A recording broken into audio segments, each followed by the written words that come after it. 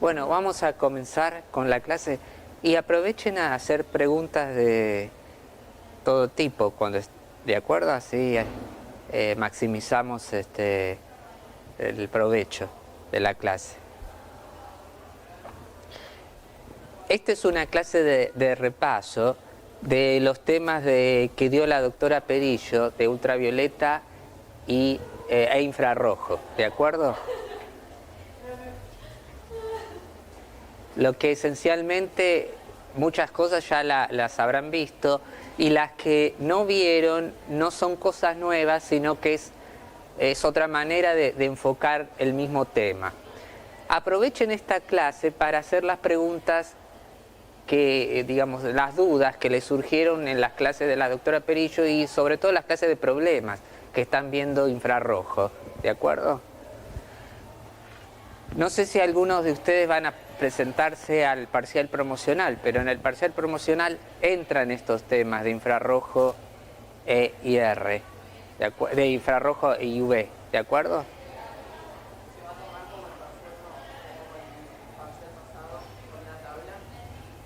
Sí, sí, siempre va a haber tablas, siempre se reparten tablas, ¿de acuerdo? Bueno, en lo de la espectroscopía ultravioleta, lo que sabemos es que por la ley de Beer-Lambert, si uno integra a la absortividad respecto de la longitud de onda y y lo divide por la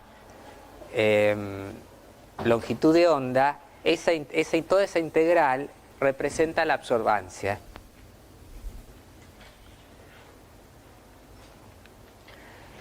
Y hay algo que se desprende de todo este formuleo, que es lo que se denomina la fuerza del dipolo, que es mu cuadrado, que es igual a F, que es un factor, por toda esta integral. La fuerza del dipolo lo que representa es la fuerza con la cual un cromóforo va a absorber la luz, ¿de acuerdo? Es directamente, una magnitud que indica cuán bueno es el cromóforo para absorber la luz. Acá estamos resumiendo transiciones electrónicas en moléculas orgánicas y sabemos que los alcanos van a tener una transición sigma-sigma asterisco que involucra a los orbitales moleculares de los alcanos, ¿de acuerdo? Entonces, ya saben, cuando tienen cadenas alquílicas, la transición sigma-sigma asterisco la van a tener que mencionar, ¿de acuerdo? Para compuestos que tengan heteroátomos o átomos de halógeno, por ejemplo, están involucrados los orbitales n, ¿sí? Por ejemplo, en las aminas hay un orbital enlazante, un orbital no enlazante n, y por lo tanto en las aminas alquílicas, alifáticas, hay una transición n sigma asterisco. Entonces, si les preguntan, determine las transiciones electrónicas asociadas al espectro ultravioleta visible de la etilamina, por ejemplo, ¿sí? Entonces van a decir, bueno, en la etilamina voy a tener una transición n sigma asterisco y sigma sigma asterisco, ¿de acuerdo? La n sigma asterisco va a provenir del orbital no enlazante n del nitrógeno a un orbital antienlazante sigma asterisco de la cadena alquílica del carbono, ¿sí?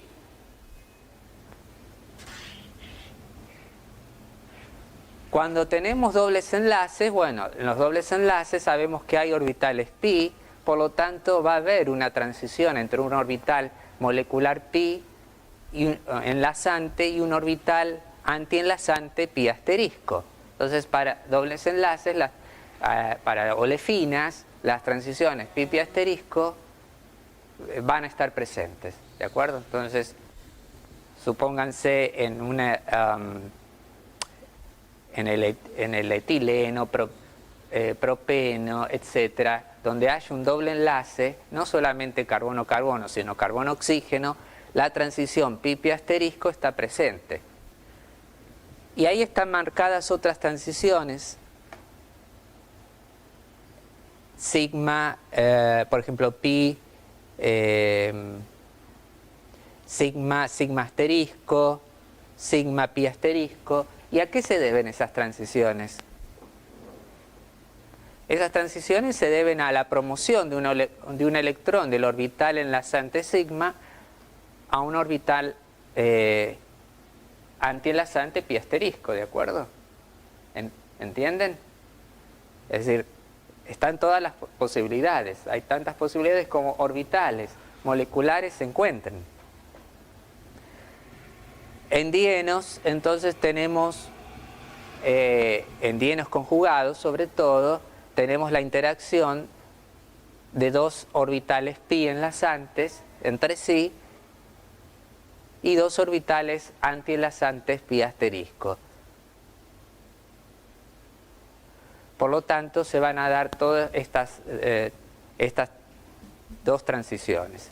Y acá, más abajo, tenemos todas las transiciones del grupo carbonilo. ¿De acuerdo? En el grupo carbonilo, supónganse que tenemos una cetona acíclica, están los orbitales sigma, pi asterisco y sigma asterisco, por lo tanto va a haber transiciones y orbitales n, transiciones que involucren a todos esos orbitales. Entonces, para una cetona cíclica, alifática, acíclica alifática, voy a decir que las transiciones que van a predominar son la pi asterisco, ¿de acuerdo? La n pi asterisco y también la, por ejemplo, n sigma asterisco, ¿de acuerdo? ¿Por qué es eso? Entonces, porque en el grupo carbonilo tiene que haber una transición pi asterisco, porque hay un doble enlace. También debe haber una transición n pi asterisco, porque hay un orbital no enlazante n sobre el oxígeno, que tiene que, desde donde el electrón va a ser promovido un orbital antienlazante pi asterisco. ¿Entienden? Y si tiene cadenas alquílicas, la cetona también tiene que tener un orbital antienlazante sigma asterisco. Por lo tanto, esa transición n sigma asterisco debe estar. Y también va a estar la pi sigma asterisco, ¿de acuerdo?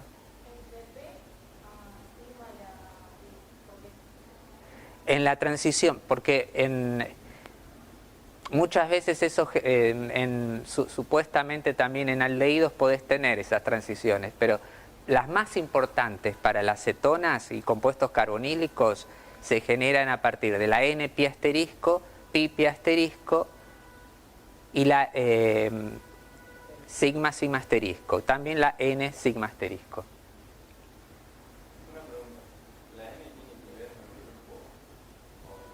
Cuando vos tenés electrones no enlazantes sobre un heteroátomo, sobre el oxígeno, nitrógeno, cloro, vas a tener un orbital no enlazante n.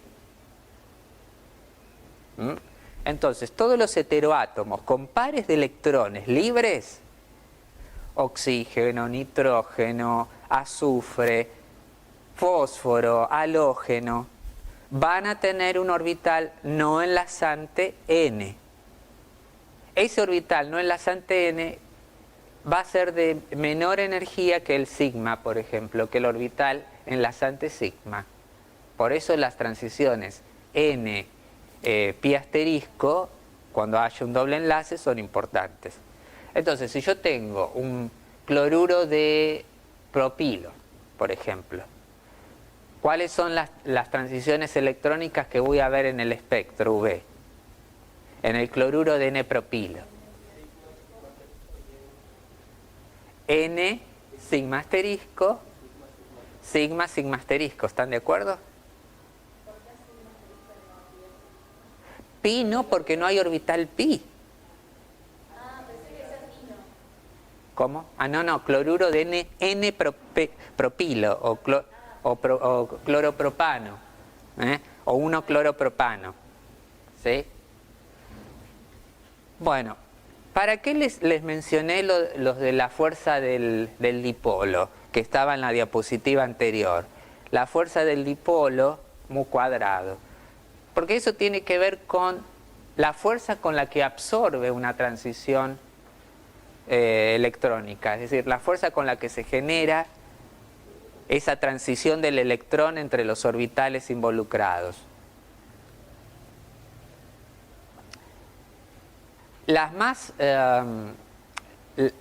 transiciones más probables son las más fáciles que se producen, es decir, promover un electrón desde el orbital pi molecular al orbital pi asterisco es una transición muy probable y por lo tanto, según las reglas de la mecánica cuántica, esa transición está asociada con un momento dipolar muy importante. ¿A qué se traduce todo este discurso que estoy diciendo? En que en el espectro ultravioleta visible va a ser la de mayor intensidad. La pi asterisco, la de mayor intensidad. ¿Sí? Entonces, si uno tuviera que resumir esto, diría, bueno, la pi asterisco va a ser la banda de mayor absortividad, ¿de acuerdo? Y luego hay otras transiciones, la sigma asterisco también, pero que es muy energética, es decir, está muy corrida hacia el azul. Por lo tanto, muchas veces no se puede ver. Y la transición n pi asterisco es una transición prohibida, por lo cual tiene muy poca fuerza del dipolo. Es de menor energía que la pi asterisco. ¿Se dan cuenta por qué es de menor energía que la pi asterisco?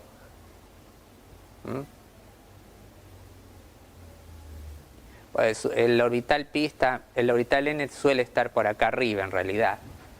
Y por lo tanto está desplazada a mayor longitudes de onda.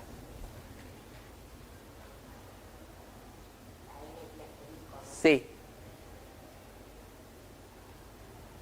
Bueno, ahora acá vamos a ver, pregunten todo lo que necesiten, ¿de acuerdo? Esta clase es complementaria a la que dio la doctora Perillo. Este es el espectro UV, hay espectros UV de la tetracina, que es este compuesto que está acá, en fase vapor, en hexano y en agua. Y lo que se ve es que tienen distintas formas. Cada una de estas bandas que están acá son transiciones electrónicas, ¿de acuerdo? Que se resuelven mejor en la fase vapor que en las fases condensadas. Y esto es porque en la fase vapor no hay interacciones con el solvente, ¿sí? Y pueden distinguirse mejor, ¿de acuerdo? Algo importante, tomen nota, ya lo tienen en una diapositiva de la doctora Perillo, pero es importante porque suele aparecer en los exámenes esto. Cuando un cromóforo, como acá, esta es la anilina, ¿cuál es el cromóforo en la anilina?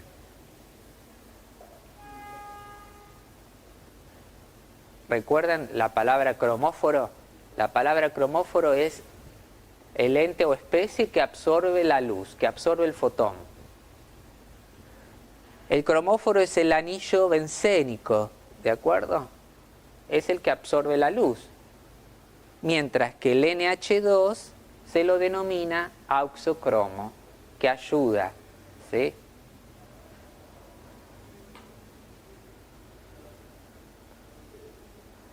Cuando la anilina es tratada en medio ácido, se protona y forma el ion anilonio. Fíjense, acá están las longitudes de onda de absorción y el épsilon de la anilina y del ion anilonio. lo que se observa es que la anilina absorbe a 280 nanómetros y el ion anilonio a 254 nanómetros. Es decir, se corrió la longitud de onda de absorción máxima. Es decir, este corrimiento a longitudes de onda menores se denomina ipsocrómico, cartel luminoso.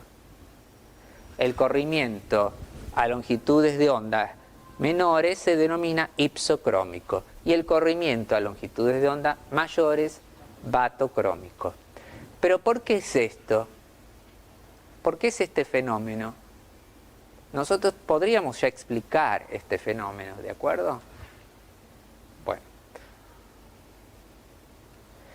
Entonces, ¿qué transiciones electrónicas van a registrar en la anilina? O van a decir que tiene la anilina. N-pi asterisco. ¿Por qué N-pi asterisco? Porque el nitrógeno tiene un par de electrones libres, ¿de acuerdo? Entonces, el orbital N no enlazante va a tener ese par de electrones. ¿Y pi asterisco por qué? Porque la nube pi es del anillo aromático. Entonces, N-pi asterisco seguro, pi asterisco también. ¿Por qué? Porque pi hay un orbital molecular pi por cada doble enlace, carbono-carbono. ¿De acuerdo? Entonces, esas dos son muy importantes. La pi asterisco y la N-pi asterisco. Pero resulta que cuando acidificamos la anilina, se corre la longitud de onda de absorción máxima a 254 nanómetros, y otra cosa distinguible es que el épsilon es la absortividad, disminuye sustancialmente. ¿Sí? Entonces, ahora están ya en condiciones de decirme por qué ocurre este fenómeno de corrimiento ipsocrómico y disminución del épsilon. Claro, la transición N-pi asterisco se pierde porque el par de electrones está protonado sobre el nitrógeno, y como el grupo NH2 al que llamábamos auxocromo, el auxocromo ayuda al cromóforo a absorber la luz. Pero el auxocromo acá ya no está más. Por lo tanto, quedó debilitada la fuerza del dipolo. ¿Sí? En la anilina con el NH2 fenilo hay un dipolo importante, ¿de acuerdo? Hay un dipolo importante. Mientras que en el ion anilonio, no, la fuerza del dipolo disminuyó. Por lo tanto, disminuye la absortividad. ¿Entendido? ¿Y esa fuerza del dipolo cómo disminuye? Por la absortividad. ¿Ves? Fíjate esta absortividad, 1430. Y esto es 169. Si vos regresamos, entonces, al disminuir el épsilon, te disminuye la fuerza del dipolo. ¿Sí? Porque la fuerza del dipolo es proporcional al épsilon. Si disminuyó el épsilon, disminuyó la fuerza del dipolo. Es decir, como disminuyó la fuerza del dipolo, cayó el épsilon.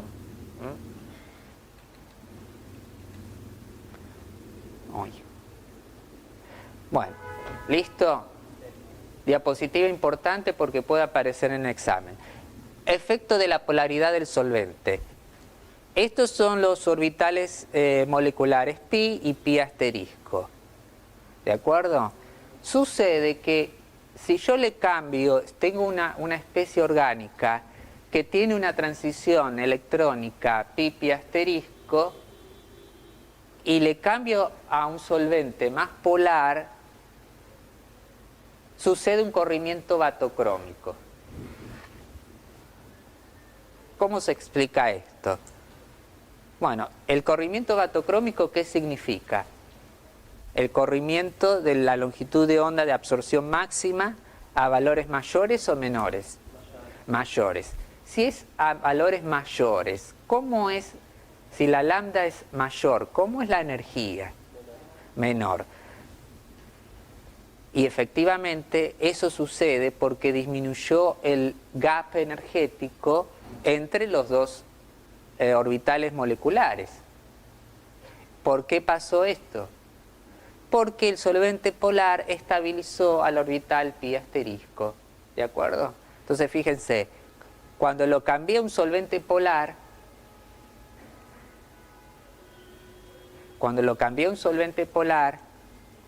la energía del pi asterisco disminuyó, ¿sí? Porque el solvente polar estabiliza más al orbital pi asterisco que al pi. Entonces produce un corrimiento batocrómico. Esto es importante cuando ustedes en el futuro hagan cromatografía líquida de sus compuestos orgánicos en la industria farmacéutica, por ejemplo, que tengan detector UV, entonces pueden discernir en los eluatos, cambiando la polaridad del solvente, van a ver cómo se cambia el espectro UV. Ahora supónganse que tengan un compuesto con una transición N-pi asterisco. A ver, denme un ejemplo de un compuesto con una transición electrónica N-pi asterisco. Un compuesto carbonílico, por ejemplo, la acetona, propanaldehído, etc. ¿Qué sucede? Que el orbital N, ¿dónde se encuentra? Se encuentra sobre el heteroátomo que contiene el par de electrones libres.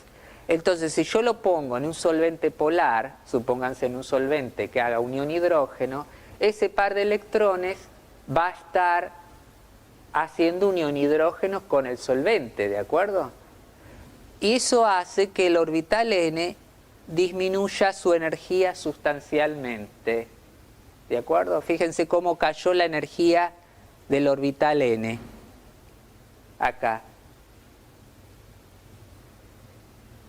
Acá cayó. ¿Bien? ¿Lo ven? Entonces, al caer la energía del orbital no enlazante N, aumentó el gap de energía entre N y pi asterisco. Por lo tanto, ocurrió un corrimiento ipsocrómico, es decir, un corrimiento a longitudes de onda más bajas. ¿De acuerdo? El pi asterisco también disminuye un poquito, correcto, pero mucho más el N.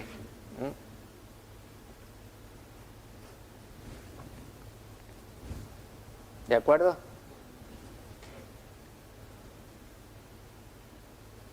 ¿Alguna pregunta? Bueno, con V terminamos. Entonces, si una pregunta de examen de V, tanto de promocional o final, podría ser: para los siguientes compuestos, enumere las transiciones electrónicas más probables observadas en el espectro ultravioleta visible. Entonces, por ejemplo, 1-propanol, N-propano, acetona y 1,3-butadieno. Entonces, para el 1-propano, ¿cuáles son? Sigma, sigma asterisco. Para el propanol,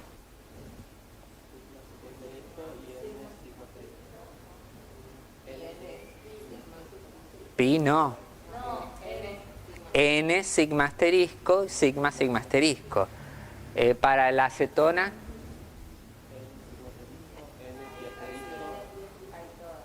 tenés sigma sigma asterisco, N pi asterisco y pi pi asterisco, ¿sí? Y para el 1,3-butadieno,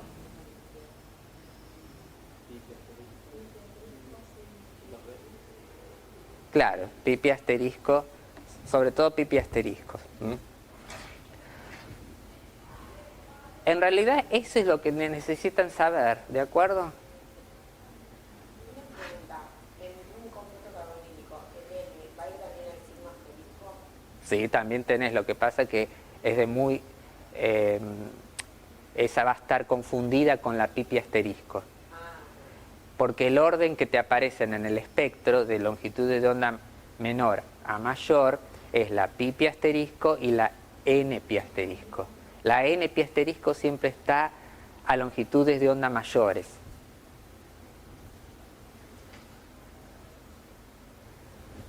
Bueno, ahora vamos a ver un repaso de la clase de IR. Les anticipo que todo esto lo vieron con la doctora Perillo. Yo voy a dar, digamos, como mi enfoque es complementario. Si no reconocen algo, me dicen, y yo los voy a traer en el tema para recordarles que sí, esto viene de este otro. Bueno, esta diapositiva creo que la tenían con la doctora Perillo, y lo que es importante es que ustedes pueden predecir las vibraciones infrarrojas a partir de la ley de Hooke. Entonces la ley de Hooke sí, sépanla bien, de acuerdo de memoria si se quiere. La frecuencia es igual a 1 sobre 2 pi c por la raíz cuadrada de k sobre mu. ¿Sí? Esto hay que saberlo porque les va a dar una idea rápida de dónde van a ubicar la vibración desde el punto de vista energético, siendo K la constante de fuerza y mu la masa reducida. ¿Sí? ¿Qué es la constante de fuerza?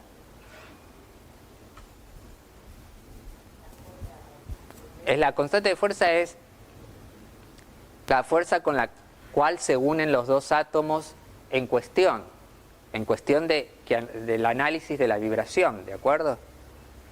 ¿Y mu qué es? La masa reducida. ¿Y cómo es la masa reducida? La masa reducida tiene que ser el producto de las masas de cada átomo que componen la unión dividido la suma. ¿Sí? Entonces es importante que reconozcan bien la ley de Hooke para predecir, ¿de acuerdo?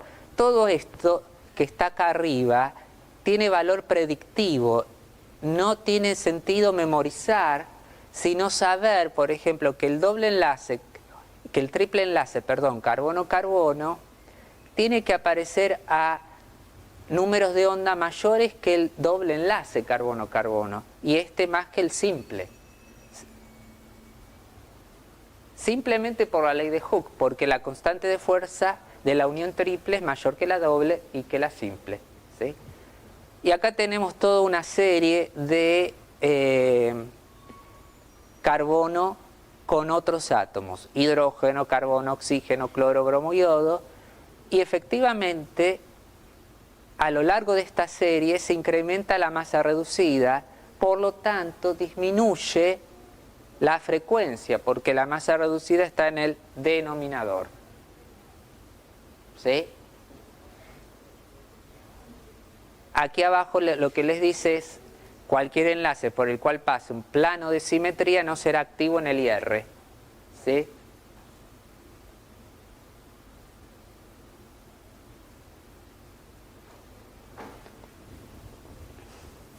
La hibridación afecta a la constante de unión.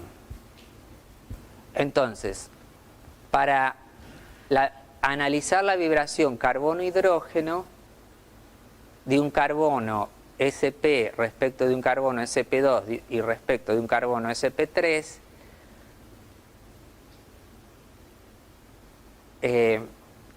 también la constante de fuerza aumenta a medida que aumenta el carácter S. ¿Sí? Y eso tiene sentido porque un carbono hibridado sp, el electrón de la unión carbono-hidrógeno va a estar más cerca de ese orbital atómico S que en un sp3. Más cerca de un orbital sp que de un sp3. ¿Sí?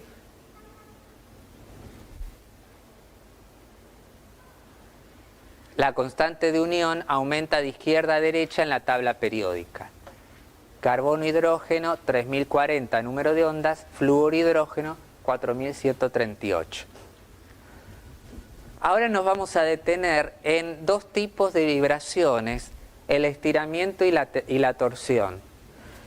Esto son diapositivas que explican las tablas que ustedes van a usar. Entonces presten atención, ¿de acuerdo? Y lo que les propongo es que de las tablas que tienen subidas al campus, reconozcan todas estas vibraciones.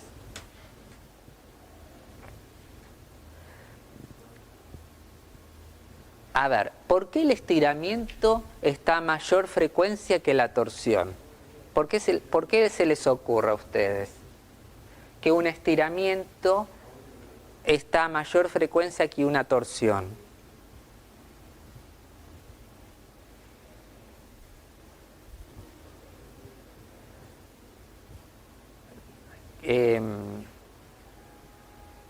¿Por qué esto tiene mayor frecuencia que esto? Intuitivamente.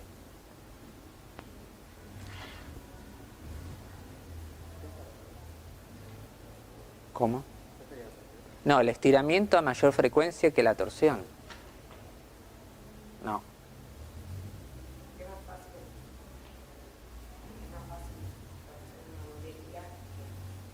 Que es separarla de los centros de masa. ¿Sí? ¿De acuerdo? La energía aumenta muchísimo cuando separamos los electrones del núcleo.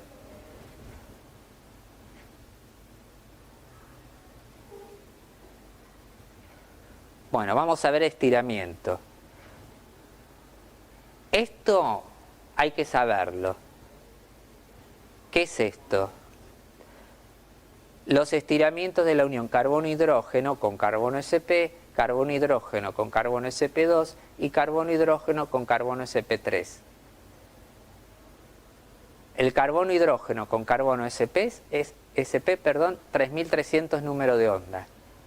Carbono-hidrógeno con carbono-sp2, 3000. Y carbono-hidrógeno con carbono-sp3, menor de 3000. Entonces, para un alcano,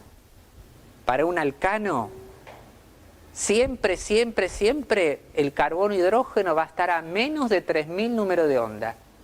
¿De acuerdo? Entonces, si no tengo nada por arriba de 3000 y tengo algo alrededor de 2900, voy a tener un grupo alquílico o un alcano. Cuando ya tengo un alqueno, el carbono-hidrógeno supera los 3000. Entonces es un indicador de que tengo un alqueno.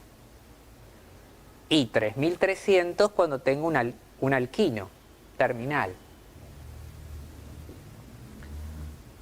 De esto que tengo aquí abajo me hacen un cartel luminoso.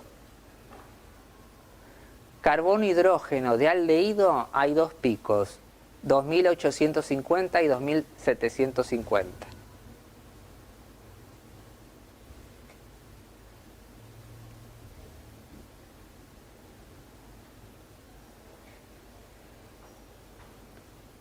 En las tablas que están subidas al campus tienen estos estiramientos de los grupos metilenos.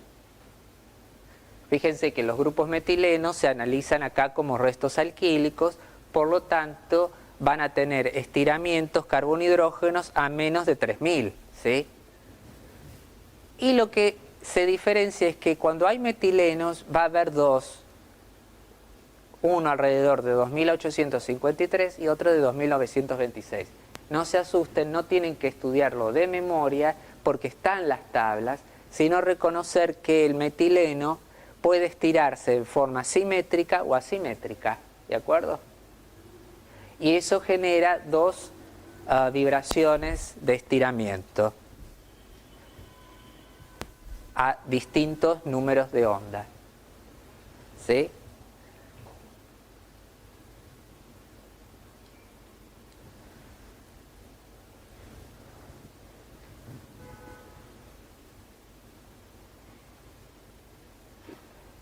Acá tenemos el metilo.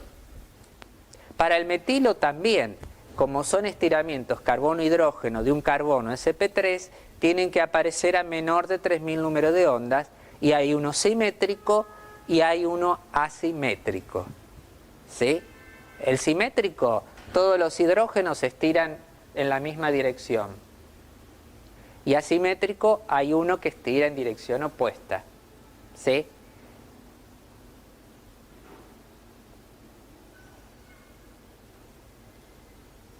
Siempre el asimétrico es de mayor energía que el simétrico.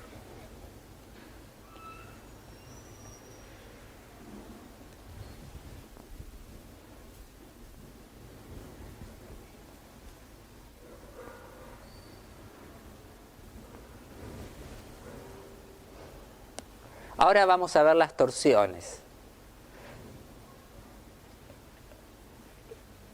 Voy a volver a la diapositiva anterior, pero acá están ejemplificadas las torsiones. ¿Qué son las torsiones? Bueno, las torsiones justamente en los átomos no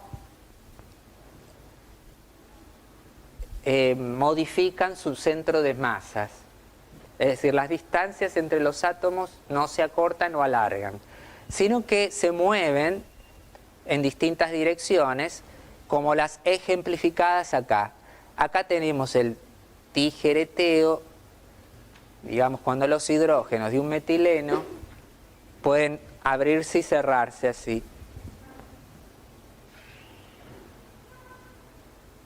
Eso tiene una frecuencia característica de 1465.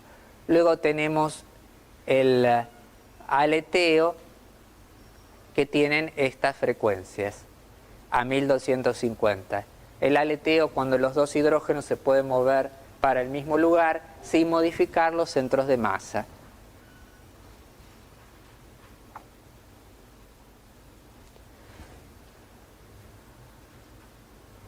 Entonces, esto tiene un resumen. La torsión del metileno la vamos a encontrar a 1465 número de ondas. Y las torsiones del metilo a esas dos frecuencias, 1460 y 1375.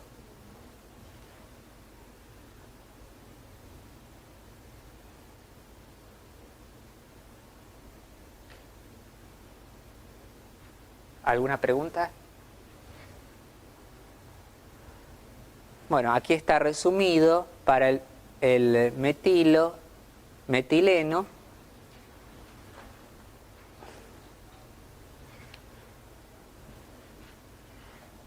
Y digamos, el metilo, el asimétrico y el simétrico. Y acá hay una digresión cuando tenemos este grupo terbutilo o este grupo con dos metilos, cómo se verían. Pero todas estas más o menos se mezclan alrededor de 1380. ¿Para qué nos sirve todo esto? Bueno, fíjense, si analizamos el espectro del hexano,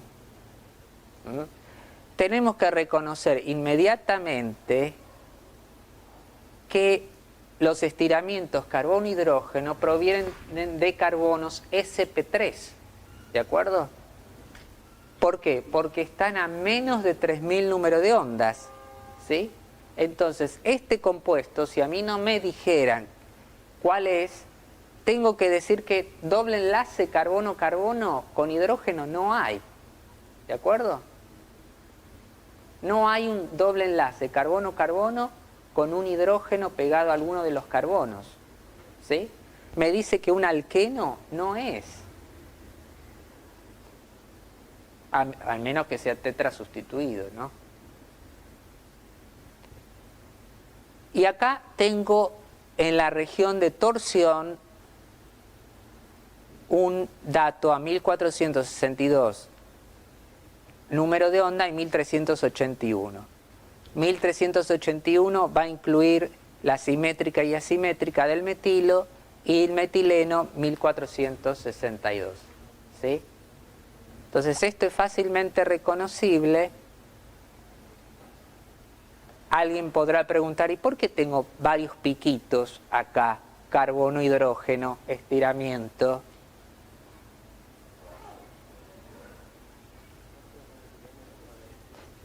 Porque en realidad tengo los carbono hidrógenos de carbono sp3 simétrico y asimétrico, y también tengo metilenos carbono hidrógeno simétrico y asimétrico, ¿de acuerdo?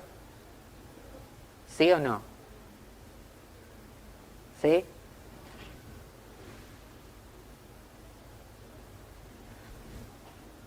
Acá está identificado que estos son CH estiramiento, stretch del inglés estiramiento, y estos son torsiones. ¿Sí?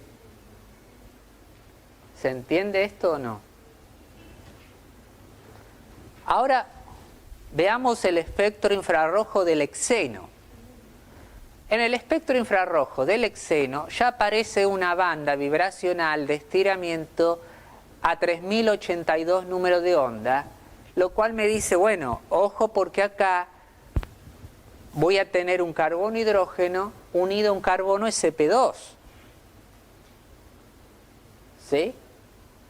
Pero igual aparecen los carbono hidrógenos unidos a carbonos sp3.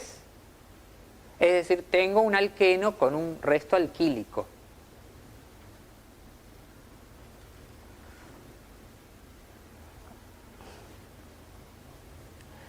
Y acá en toda esta zona, en 1464, que está confusa, son las torsiones, ¿de acuerdo? Pero siempre aparecen en el mismo lugar. 1380 para metilo, 1460 y pico para metileno, ¿sí? Acá aparece un carbono-carbono doble enlace, estiramiento a 1644.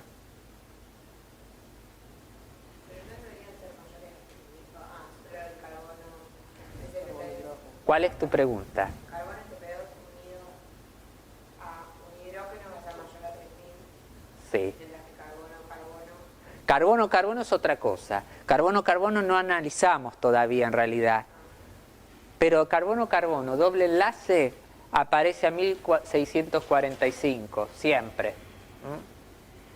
Si se fijan en la diapositiva anterior, una de las diapositivas primeras, carbono-carbono doble enlace alrededor de 1650.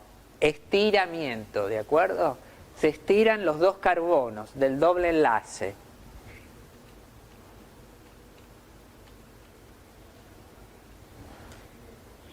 Y estos picos son estiramientos de carbono-hidrógeno fuera del plano, que están puestos ahí, no necesitan saberlos, pero si quieren saber qué son estos picos, son estiramientos carbono-hidrógeno fuera del plano. Tolueno. El tolueno tenemos que reconocer que hay carbono-hidrógenos, estiramientos con carbono sp2, ¿de acuerdo? Que tienen que estar a mayor de 3000 número de onda, ¿sí o no? Y efectivamente acá hay un 3030 número de onda que corresponde a carbono sp2 hidrógeno del anillo bencénico. Y acá tenemos otro más chiquito, a 2925, que tiene que corresponder a un carbono sp3 hidrógeno, que efectivamente viene del metilo, del tolueno.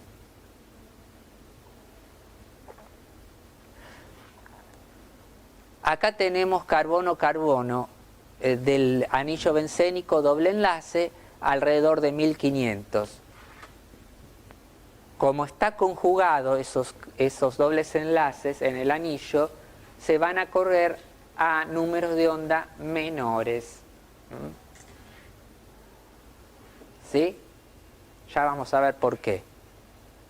El hexino, el 1-hexino, un alquino terminal, reconocemos obviamente que carbono sp hidrógeno, de este carbono que señalo con el cursor, carbono sp hidrógeno, que tiene que estar acá, 3308.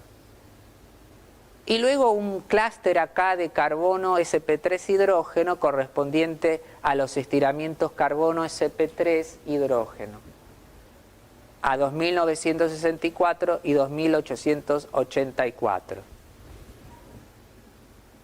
Después hay acá todas las zonas de torsiones, fíjense, 1468 y seguro está la 1375 del metilo por acá escondida, que son las torsiones simétricas y asimétricas del metilo y del metileno.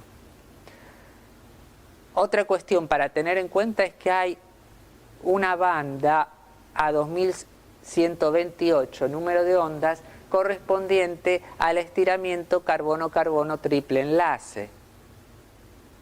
¿Sí? ¿Cómo es este estiramiento respecto del carbono-carbono doble enlace? ¿Está a mayor número de ondas o menor número de ondas? Mayor. ¿Por qué está a mayor número de ondas? Porque la constante de fuerza es mayor de un triple enlace que de un doble enlace, ¿de acuerdo? Entonces fíjense con la ley de Hooke cómo nos ayuda a interpretar o racionalizar los números de onda. Fíjense ahora que tenemos un nitrilo y un carbono-carbono triple enlace. En el carbono-nitrógeno triple enlace aparece a 2250 número de ondas, mientras que el carbono-carbono doble enlace a 2150 número de ondas. ¿Por qué el carbono-carbono triple enlace aparece a menor número de ondas que el carbono-nitrógeno triple enlace? Yo lo vería por la constante de fuerza, ¿de acuerdo? Al ser los átomos de distinta electronegatividad, la constante de fuerza carbono-nitrógeno triple enlace tiene que ser mayor que la constante de fuerza carbono-carbono triple enlace. De hecho, es análogo si tuvieran dobles enlaces, carbono-nitrógeno y carbono-carbono.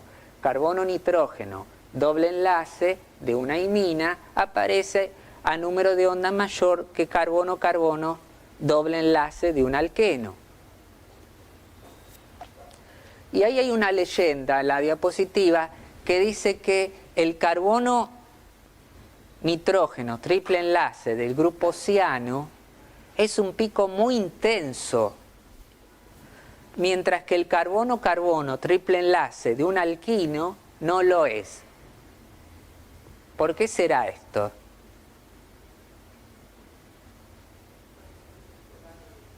Claro, el carbono-nitrógeno triple enlace de un ciano o nitrilo tiene un momento dipolar importante, mientras que el carbono-carbono triple enlace de un alquino no. Aparte, fíjense que en los alquinos, sobre todo en los alquinos centrales, hay un plano de simetría y eso hace que se anule la vibración infrarroja.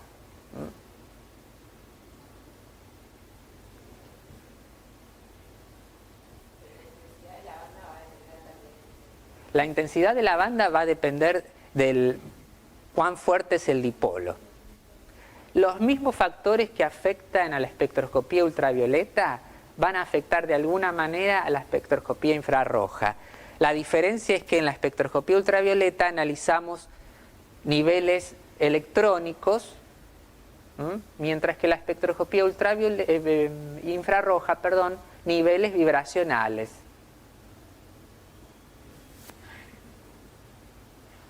Fíjense el propano-nitrilo, el espectro infrarrojo del propano-nitrilo.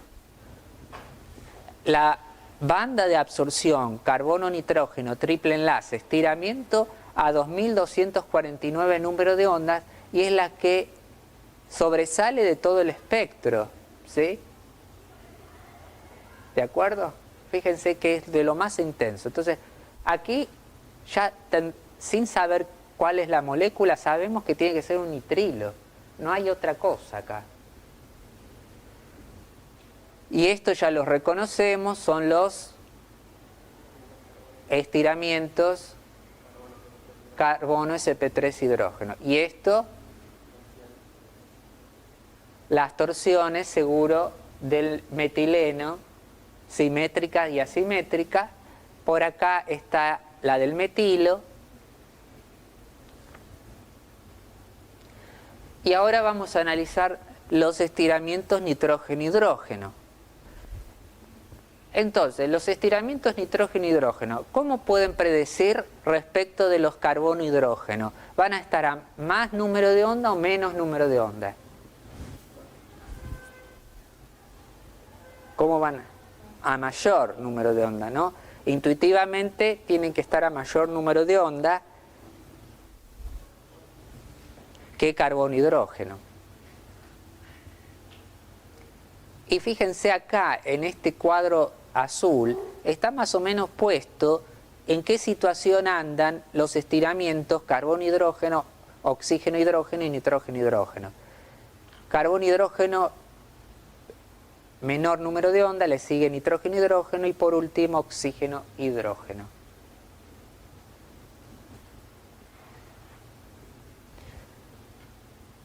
Acá están los triples enlaces entre 2500 y 2000, triple enlace carbono-carbono a 2100, triple enlace carbono-nitrógeno a 2200. En este rectángulo, vamos a estudiarlo con detenimiento, está el estiramiento carbono-oxígeno, que puede ir de 1650 a 1800 número de onda. Y entre 1550 y 1650, carbono-carbono y carbono-nitrógeno. Y en esta zona, carbono-carbono simple enlace, carbono-nitrógeno, carbono-oxígeno y halógeno. ¿Alguna pregunta acá? Esta diapositiva ya la vieron con la doctora Perillo, seguro, ¿sí? Pero es bueno tenerlo siempre en cuenta para localizar rápidamente las bandas. Retornando al asunto de las aminas primarias tienen 2 hidrógenos sobre el nitrógeno, ¿de acuerdo? Entonces tenemos que ver necesariamente 2 bandas del estiramiento nitrógeno-hidrógeno. Simétrica y asimétrica, ¿de acuerdo? ¿Cuál es el estiramiento simétrico nitrógeno-hidrógeno? Cuando ambos centros de masa se alejan o acercan al de la misma, en el mismo momento, ¿de acuerdo? Mientras que asimétrico lo hacen, uno se aleja, el otro se acerca. Presentan 2 picos. Entonces, una amina primaria va a presentar 2 picos NH. Una secundaria, un solo pico. Y una terciaria, ninguno. ¿De acuerdo? Obvio. Entonces, si me dan este espectro acá, tengo que decir y reconocerlo inmediatamente como una amina primaria, porque tengo 2 piquitos en la zona del estiramiento NH. Entonces, alguno de ustedes me podrá decir, sí, pero ahí podría estar también el estiramiento carbono-sp hidrógeno, que lo habíamos visto a 3300, ¿de acuerdo? Pero ese estiramiento es mucho más intenso y no tiene esta forma, que son estas 2 banditas iguales. Entonces estas 2 banditas iguales tienen que ser una amina primaria. ¿Sí? Simétrico y asimétrico. ¿Y esto qué es? Estiramiento carbono sp3 hidrógeno.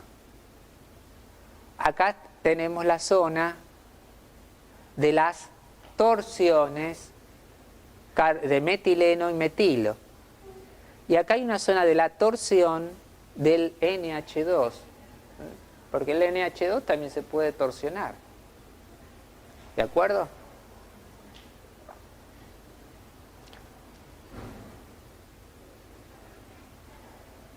Veamos el espectro de la N-etilbenzenamida, que es una amina secundaria, ¿sí? Por lo tanto, hay que ver solo un estiramiento nitrógeno-hidrógeno, y efectivamente es este que señalo con el cursor a 3400.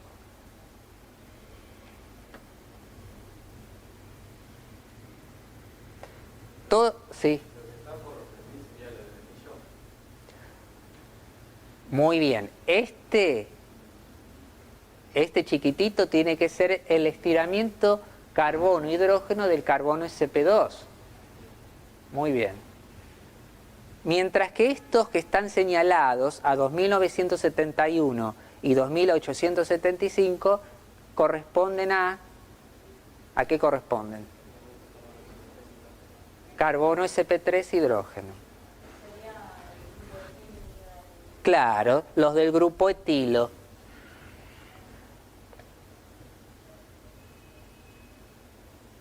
Acá también ahora hay un pico muy intenso a 1606.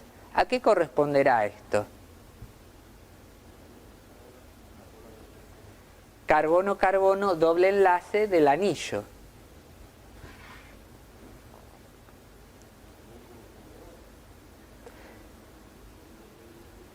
Este también va a hacer estiramiento carbono-carbono doble enlace. Lo que pasa es que estos dobles enlaces no son todos iguales. Carbono-carbono.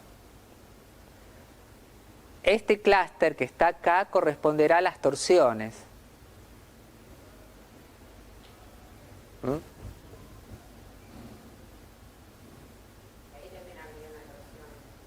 Y, sí, acá debería estar la torsión nitrógeno-hidrógeno, que yo no la reconozco, pero debería estar. ¿Sí? Y acá presentamos el espectro IR infrarrojo de la NN-dimetilanilina, que es una amina terciaria. Dice, no hay estiramiento nitrógeno-hidrógeno. Está el estiramiento carbono sp2 hidrógeno a 3031, que corresponde a los carbonos aromáticos y los hidrógenos unidos al anillo, y estas dos bandas que corresponderían al carbono sp3 hidrógeno del grupo metilo, porque es la NN-dimetilanilina.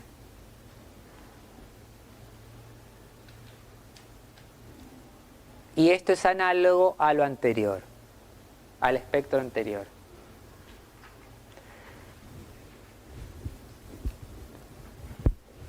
Bueno, ahora vamos a ver el estiramiento oxígeno-hidrógeno. Respecto del estiramiento nitrógeno-hidrógeno, el oxígeno-hidrógeno estiramiento va a estar a números de onda mayores o menores. Mayores.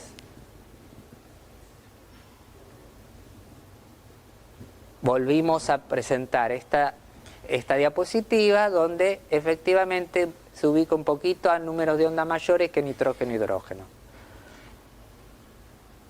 Lo que dice es que la región de estiramiento oxígeno-hidrógeno, cuando el alcohol está no asociado, debería estar a 3600 números de onda.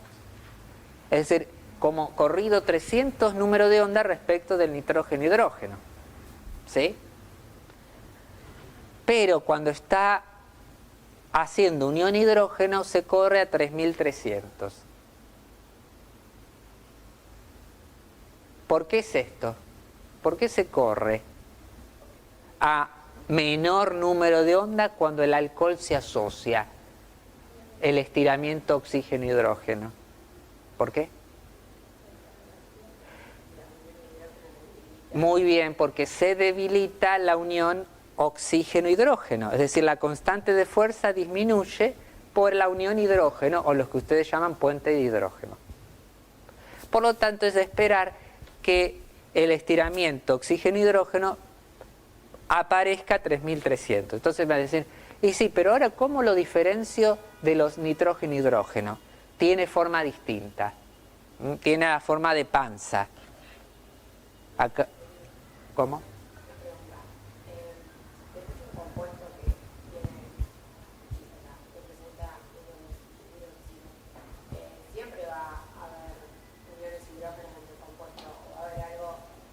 No, si vos lo haces en solución muy diluida, no vas a tener unión hidrógeno.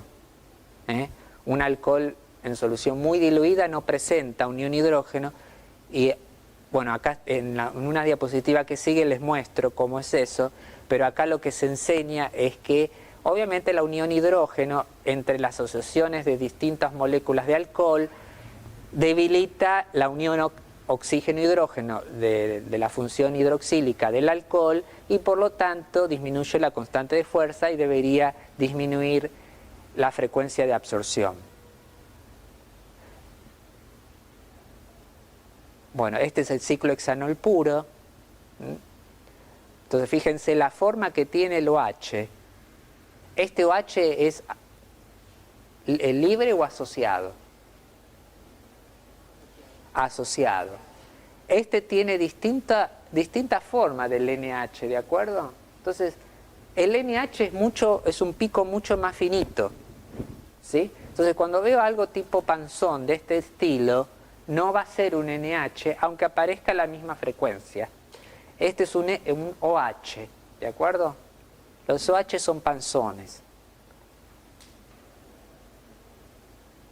Y esto obviamente pertenece al estiramiento carbono-hidrógeno de un carbono sp3, ¿sí?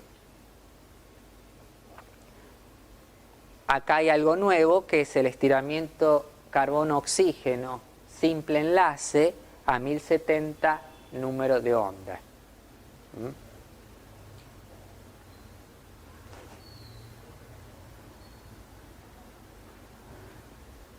Bueno, pasamos a una función muy importante en infrarrojo, muy importante, que es el grupo carbonilo. De acá se tienen que salir sabiendo el estiramiento carbono-oxígeno doble enlace, porque es un valor diagnóstico que les va a ayudar a reconocer fácilmente en un espectro al carbonilo. Lo que dice es que el valor base del carbonilo es a 1715 número de onda y que se puede extender desde 1650 a 1800. Las bandas de absorción son muy fuertes debido al gran momento dipolar del carbono-oxígeno doble enlace, ¿sí? Nada nuevo, ¿de acuerdo? Pero lo que sí hay que tener en cuenta es que carbono-oxígeno doble enlace es generalmente uno de los picos más fuertes del espectro. Entonces al carbonilo hay que reconocerlo rápidamente en el espectro infrarrojo. Y acá efectivamente lo reconocimos porque es el estiramiento carbono-oxígeno doble enlace a 1719. Respecto del carbono-carbono doble enlace, está a números de onda mayores o menores, carbono-oxígeno. Mayores. Recuerden, carbono-carbono doble enlace, 1640 por ahí. Y es más o menos intenso que carbono-oxígeno doble enlace. Mucho menos carbono-carbono doble enlace. Porque carbono-oxígeno doble enlace tiene un momento dipolar importante, mientras que carbono-carbono doble enlace no. ¿De acuerdo? No hay casi momento dipolar. Y si fuera un alqueno simétrico, directamente no hay momento dipolar y pueden no ver al estiramiento carbono-carbono doble enlace. Este es el espectro de la 2-butanona. Y acá están los carbono-hidrógenos de carbono sp3. Y acá está la serie de los carbono-hidrógeno torsiones. Esto que aparece acá es un estiramiento de oxígeno, carbono, carbono. No hace falta saberlos.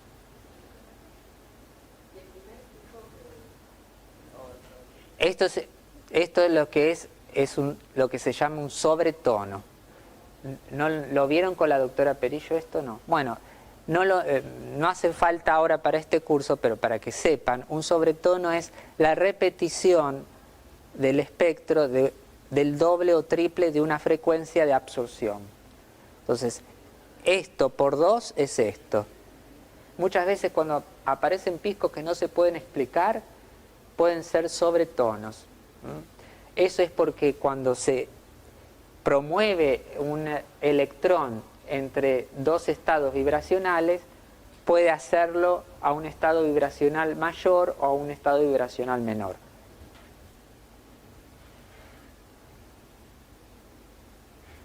Bueno, diapositiva importante. El carbonilo es sensible al entorno. Cada clase de carbonilo absorbe una frecuencia distinta. Y en realidad uno puede distinguir los diferentes tipos de compuestos carbonílicos a través de del estiramiento carbono-oxígeno doble enlace. Tenemos compuestos carbonílicos derivados del cloruro de ácido, de un éster, aldehído, cetona, ácido carboxílico o amida. El cartel luminoso tiene que decir que el carbonilo de una acetona tiene un valor base de 1715, ¿de acuerdo? Entonces eso grábenselo, 1715 tiene que ser el valor base de un carbonilo de una cetona. A partir de ahí me puedo correr a números de onda mayores o menores, pero para una acetona suele estar ahí. Y ahora vamos a tratar de entender por qué estos distintos carbonilos tienen estiramientos carbono-oxígeno doble enlace a mayor y menor número de onda respecto del valor base.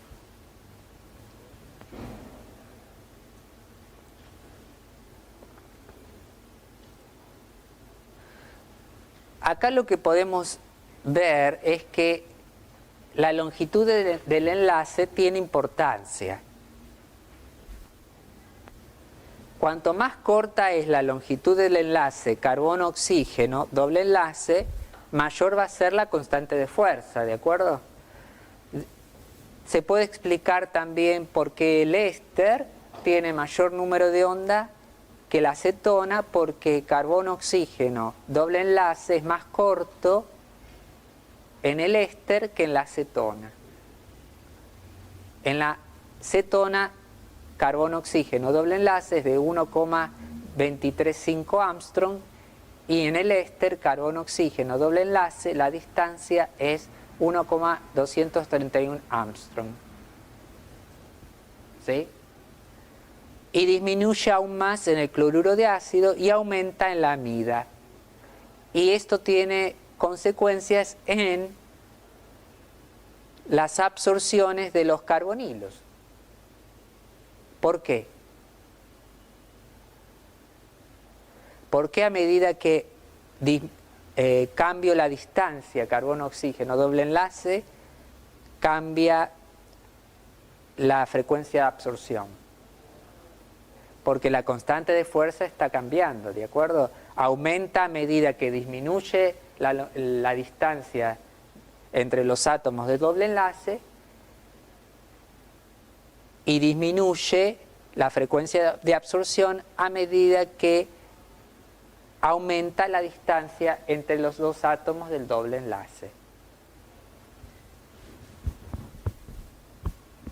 Esta es una forma de verlo, pero hay una forma más interesante de verlo, que es desde el punto de vista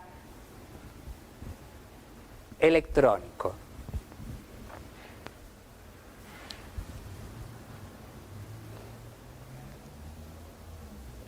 Los efectos inductivos y de resonancia influyen en la frecuencia de absorción del grupo carbonilo. Y tenemos varias situaciones. Por ejemplo, estudiemos un carbonilo al cual le adicionamos un grupo alquilo. Un grupo alquilo donor de electrón o donores de electrones por efecto inductivo. Entonces, ustedes piensen siempre en función de la constante de fuerza. ¿De acuerdo? Un grupo que envíe electrones por efecto inductivo al carbono carbonílico, ¿qué efecto va a tener sobre la constante de fuerza de la unión doble carbono-oxígeno? Va a debilitar esa...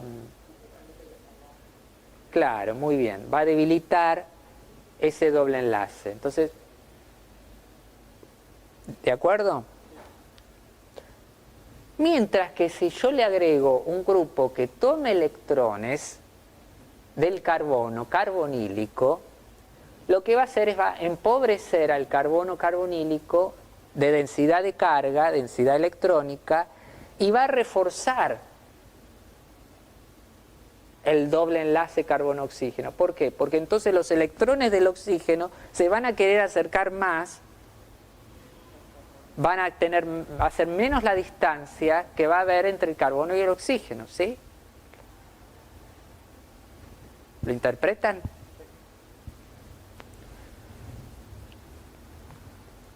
Por lo tanto, los halogenuros de acilo van a tener una frecuencia de absorción del estiramiento carbono-oxígeno doble enlace mayor o menor que la acetona. Mayor, ¿sí? Y si yo comparo un aldehído con una acetona, ¿cómo puedo predecir cuál va a tener mayor absorción? ¿Qué carbonilo va a tener mayor absorción? ¿El aldehído o la acetona? El aldehído tiene solo un grupo alquilo y un hidrógeno, mientras que la acetona tiene dos grupos alquilo. Si los grupos alquilo donan electrones, van a debilitar o reforzar al carbono carbonílico. Debilitar. Y si lo debilitan, van a disminuir la constante de fuerza.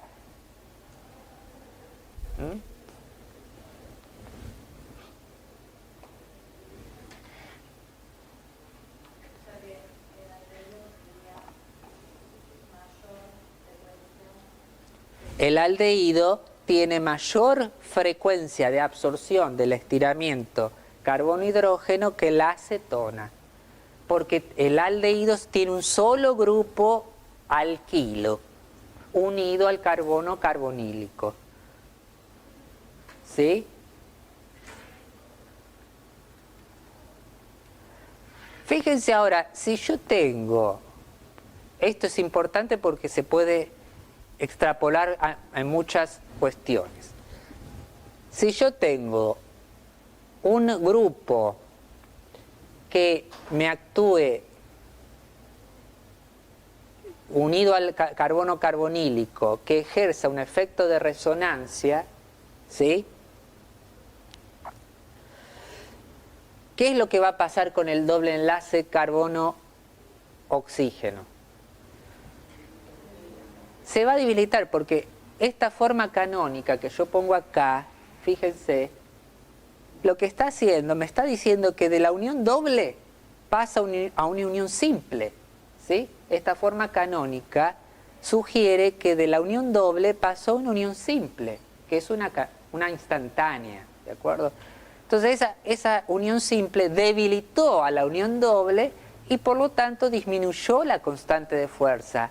Por lo tanto, cualquier grupo que unido al carbono carbonílico ejerce un efecto de resonancia va a aumentar o disminuir la frecuencia. Disminuir la frecuencia, ¿sí? Porque debilita al carbonilo. ¿Qué grupo puede ser ese? Que haga resonancia.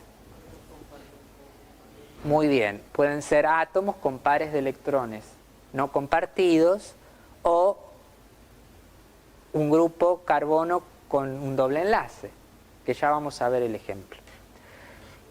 Fíjense esta situación.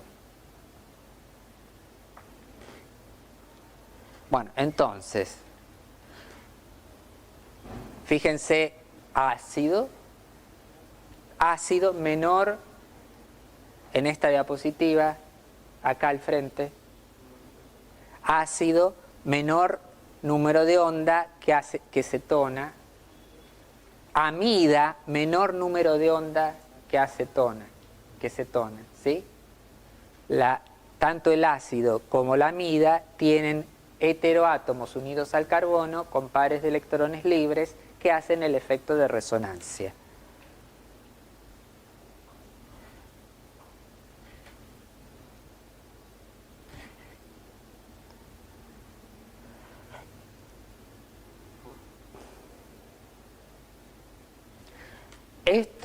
Esta diapositiva les explica todos los efectos. El efecto A, el efecto B, el efecto C y el efecto D. ¿Sí? El efecto A es un efecto dador de electrones. ¿Dónde impera eso? Eso para discernir entre el aldehído y la acetona. Como en el aldehído hay menos grupos dadores de electrones, el aldehído a mayor número de onda que la acetona. Entonces, esta flechita para abajo dice que los grupos donores de electrones disminuyen la frecuencia del carbonilo. B es atractor de electrones, como el halogenuro de ácido o el éster. En el éster el OR es atractor de electrones, ¿sí? Como grupo atractor de electrones aumenta la frecuencia de absorción, flechita hacia arriba. C, ¿dónde impera C? C impera en los ácidos y en las amidas, porque tienen grupos sobre el carbono carbonílico que ejercen el efecto de resonancia. Por lo tanto, flechita hacia abajo disminuyen la frecuencia de absorción. Y también estos dos tipos de compuestos se pueden racionalizar por el efecto de la unión hidrógeno. ¿Por qué? En un ácido carboxílico, por unión hidrógeno, entre el oxígeno carbonílico y el donor de hidrógeno, debilito la unión doble, ¿sí? Por eso también se justifica que disminuya la frecuencia de absorción. ¿De acuerdo?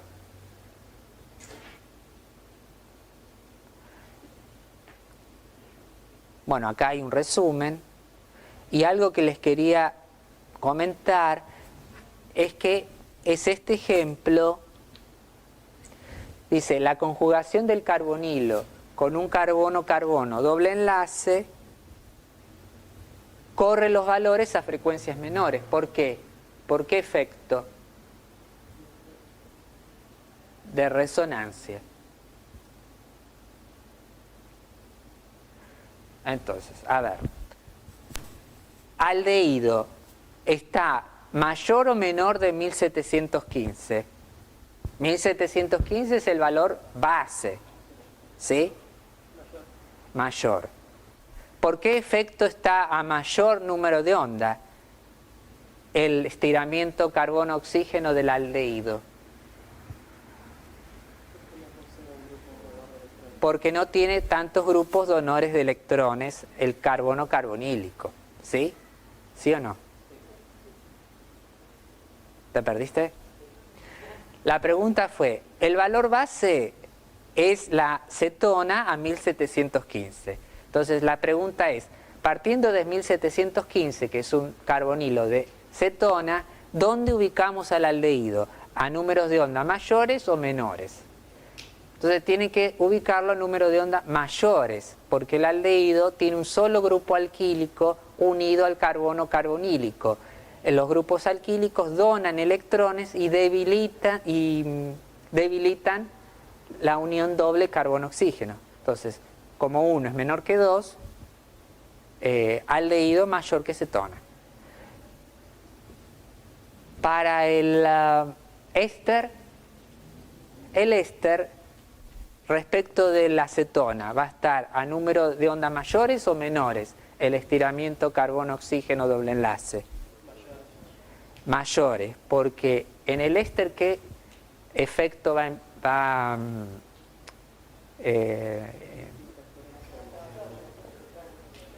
muy bien, efecto atractor de electrones, el OR, ¿de acuerdo?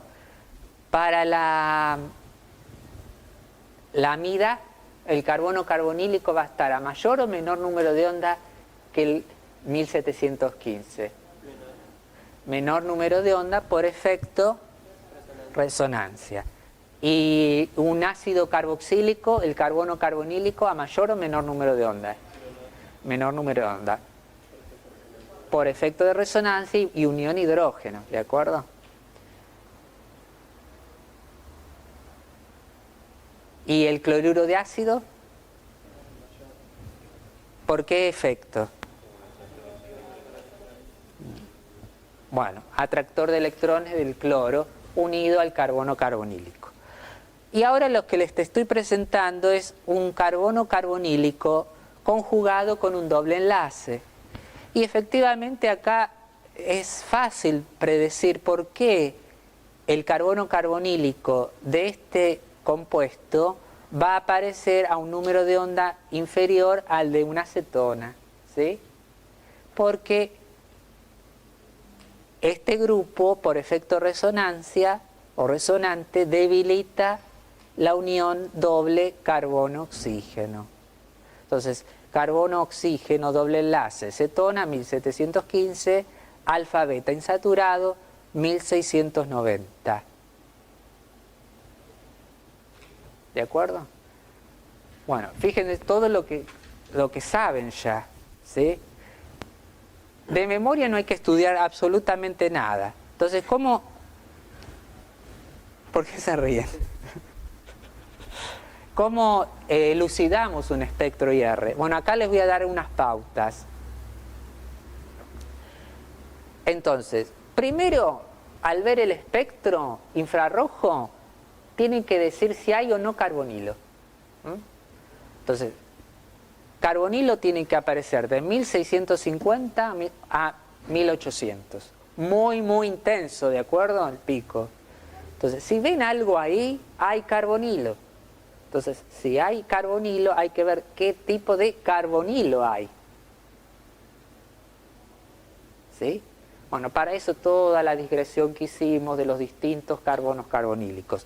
Aldehído, cetona, cloruro de ácido, éster, ácidos carboxílicos. Y acá hay agregado algo más que a mí se me pasó, que el anhídrido tiene 2 picos. Porque hay 2 carbonilos. ¿Sí? ¿De acuerdo? Un cartel luminoso por ahí debería decir que en un anhídrido de ácido hay 2 picos de carbonilos. ¿Por qué hay 2 picos? Bueno, porque el estiramiento puede ser simétrico o asimétrico. Es decir, que los 2 carbonilos se estiren alargando la unión carbono-oxígeno, o un carbonilo se estire alargando la unión carbono-oxígeno y otro acorte la unión carbono-oxígeno. Simétrico y asimétrico. Bueno, ahora supónganse que no tengan carbonilo. Entonces estamos en esta situación de acá abajo, no hay carbonilo. ¿Qué hacemos? Si no hay carbonilo, hay que fijarse si hay OH. Van a buscar la panza 3300. Si no hay panza 3300, fíjense si hay NH. Si hay un NH que está también a 3300, pero es un piquito, o hay un NH2.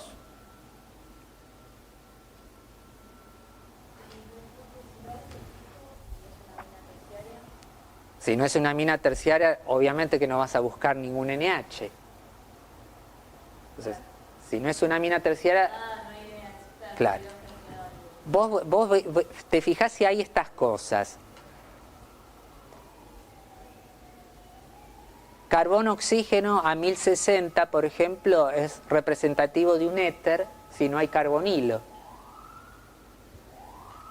Un nitrilo tiene que estar muy agudo el pico a 2260. Un nitrilo tiene el pico del estiramiento carbono-nitrógeno triple enlace a 2260, que es muy muy intenso por el momento dipolar. Mientras que si hay un carbono-carbono triple enlace a 2100.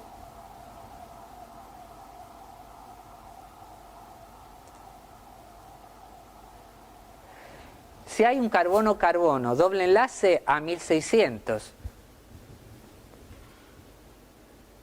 Y después, lo que recuerdo de las diapositivas de la doctora Perillo, les habló de los estiramientos carbono-halógeno, que los que valen la pena son carbono-flúor y carbono-cloro. Yo no los repasé, pero están en la diapositiva de la doctora Perillo. Bueno, y este es el diagrama completo. Sí. Había un carbonilo y hay un NH, ¿sí? O un NH2, tiene que haber una amida, ¿sí?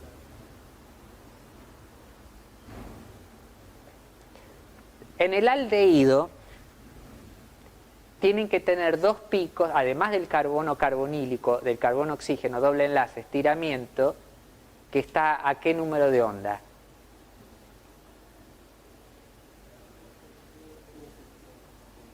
No, del aldehído. Claro, más que 1715, 1728 por ahí. Tienen que ver el estiramiento carbono-hidrógeno del carbono que tiene el oxígeno, ¿sí? Y ese yo les dije que al comienzo de la charla, de la diapositiva,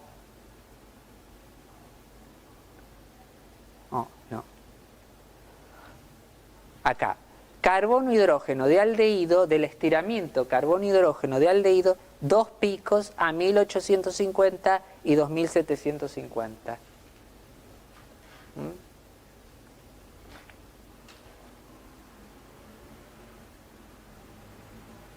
Aparte de ver el estiramiento carbono-oxígeno del aldehído, ¿de acuerdo? Uy. Bueno, y este es el gran resumen OH, digamos, esto está todo en las tablas, ¿de acuerdo? Pero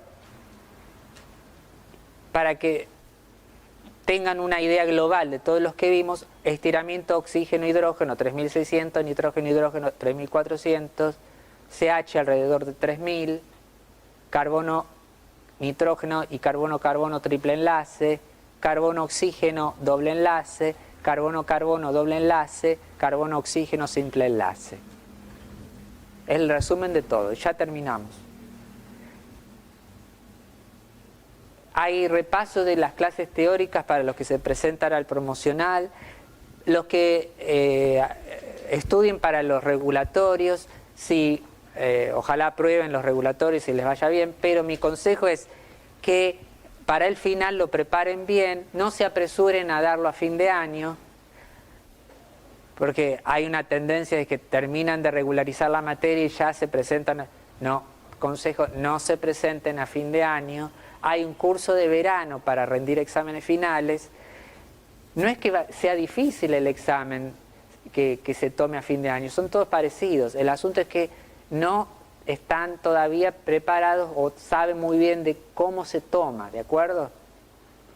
No es para asustarlos, sino a través de los cursos de verano van tomando una idea de cuál es la temática, el tipo de ejercicio que se van tomando los exámenes finales. Para los exámenes finales y los promocionales nos basamos en los teóricos, ¿sí? ¿De acuerdo? Entonces, no vayan a los promocionales ni finales sin haber estudiado bien los teóricos, ¿sí? Muchos de los ejercicios los sacamos directamente de acá, ¿sí? Y de hecho, muchas de las cosas que yo di ya las tomamos en finales y promocionales, ¿de acuerdo? Bueno, y suerte para terminar la cursada.